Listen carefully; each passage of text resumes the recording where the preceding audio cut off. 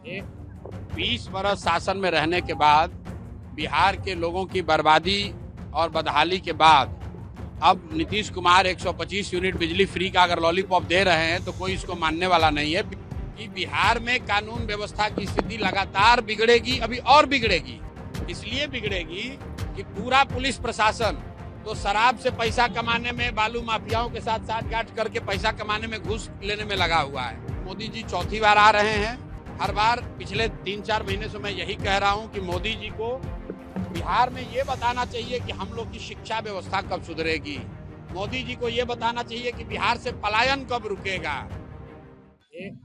20 बरस शासन में रहने के बाद बिहार के लोगों की बर्बादी और बदहाली के बाद अब नीतीश कुमार 125 यूनिट बिजली फ्री का अगर लॉलीपॉप दे रहे हैं तो कोई इसको मानने वाला नहीं है। बिजली के विषय में जो समाज के लिए सबसे बड़ा इशू है वो है स्मार्ट प्रीपेड मीटर का, जिसकी वजह से हजारों परिवार अंधेरे में जी रहे हैं और प्रीपेड होने के वजह से लोगों का बिजली एक दिन भी अगर पैसा नहीं दिया तो कट गया। दूसरी जो समस्या है कि बिजली का बिल गलत आ रहा है। आप बताइए, अगर 100 रुपए के बजाय 500 रुपए बिल आए और फिर उसमें 100 यूनिट आप फ्री कर दीजिए, उससे फायदा क्या है? लोगों का तो उससे नुकसान है। जनता इस झांसे में आने वाली नहीं है। नीतीश कुमार की विदाई तय है। नवंबर के बाद यहाँ बिहार में नया मुख्यमंत्री बन रहा है।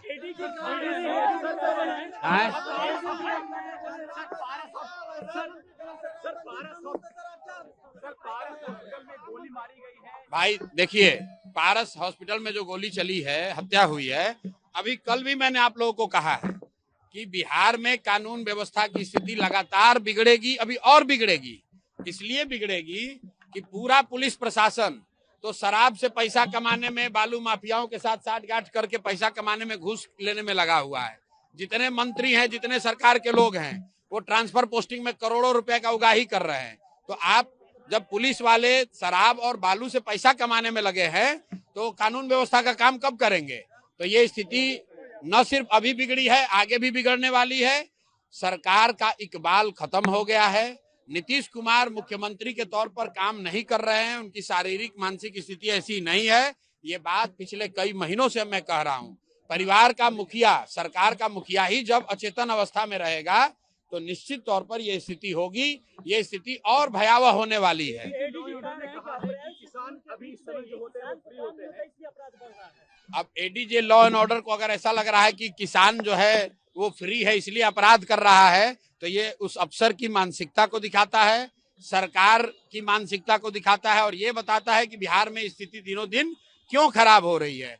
जिम्मेवारी लेने के बजाय, अफसरों पर कार्रवाई होने के बजाय अफसर समाज पर, किसानों पर, मजदूरों पर इसका दोषारोपण कर रहे हैं। पारस हॉस्पिटल में जहां पर यह हत्या हुई है वो कोई किसान जाकर थोड़ी ना मारा है। वीडियो जारी हुआ है, देख लीजिए। बाजाप्ता लोग 5 गन लेकर जा रहे हैं और जींस पैंट से और शर्ट से निकाल कर मार रहे हैं। और एडीजी लॉ एंड ऑर्डर को किसान खेत में रोपनी करने वाला दिख रहा है तो उनको आंख की जांच कराने की जरूरत है। कि शराबबंदी की बात करने वाले लोग बेशर्म हैं।